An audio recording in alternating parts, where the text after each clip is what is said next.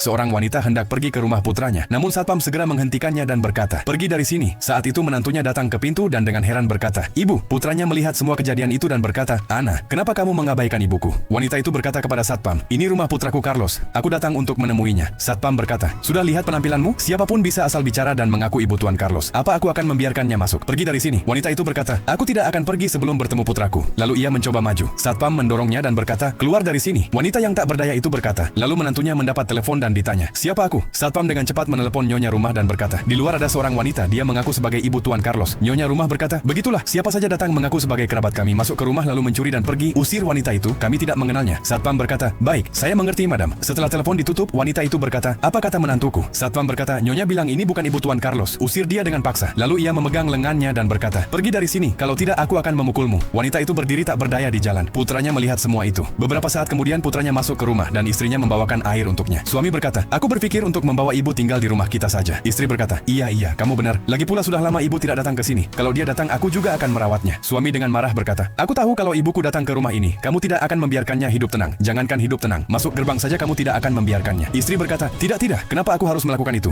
Dia mertuaku, seperti ibuku sendiri. Aku akan merawatnya. Kenapa kamu bicara seperti itu?" Suami dengan marah berkata, "Apa kamu tidak malu? Kamu menyuruh satpam mengusir ibuku dari rumah." Istri berkata, "Tidak ada yang seperti itu. Kamu pasti diprovokasi oleh satpam itu. Hari ini dia meminta pinjaman 5.000 rupiah dariku. Aku menolak, jadi mungkin dia menghasut kamu melawanku. Jangan percaya omongannya." Suami berkata, "Diam, kamu berbohong. Aku melihat semuanya dengan mata kepalaku sendiri." Istri berkata, "Tidak ada apa-apa. Kamu salah paham." Suami berkata, "Aku akan menghilangkan semua kesalahpahamanmu sekarang." Lalu memanggil ibunya. Ketika ibu datang, istri berkata, "Ibu, silakan duduk di sini. Saya akan segera membuatkan teh untuk kalian berdua." Ibu berkata, Cukup nak. Pelayanan yang sudah kamu lakukan padaku itu sudah lebih dari cukup. Aku tidak mau minum teh buatanmu. Aku sudah menelponmu berkali-kali agar berbicara dengan putraku Carlos. Dan setiap kali kamu bilang dia sibuk bekerja, bahkan dia tidak tahu berapa kali aku datang ke sini untuk menemuinya." Istri berkata, Tidak ibu. Itu tidak pernah terjadi." Lalu suami dengan marah berkata, "Diam, karena kamu ibu mulai membenciku. Sekarang aku mengerti kamu tidak senang melihat ibuku di rumah ini. Jadi sekarang bukan ibuku, tapi kamu yang harus keluar dari rumah ini." Istri berkata, "Tidak, kenapa kamu mengusirku dari rumah? Aku akan mengatakan semuanya yang sebenarnya. Setiap kali ibu menelpon ingin datang ke sini, aku melarangnya karena pekerjaanku akan bertambah. Kamu tahu kesehatanku sering buruk." Suami berkata, "Aku tidak peduli padamu ketika kamu tidak pernah memikirkan ibuku walau sekali. Kenapa aku harus memikirkanmu keluar dari rumah ini?" Lalu istri berkata, "Aku memohon maaf kepada kalian dengan tangan terlipat. Aku juga meminta maaf kepada ibu. Ibu maafkan aku. Tidak akan terjadi lagi. Tolong maafkan aku." Suami berkata, "Sudah kubilang keluar dari sini." Lalu ibu berkata, "Nah,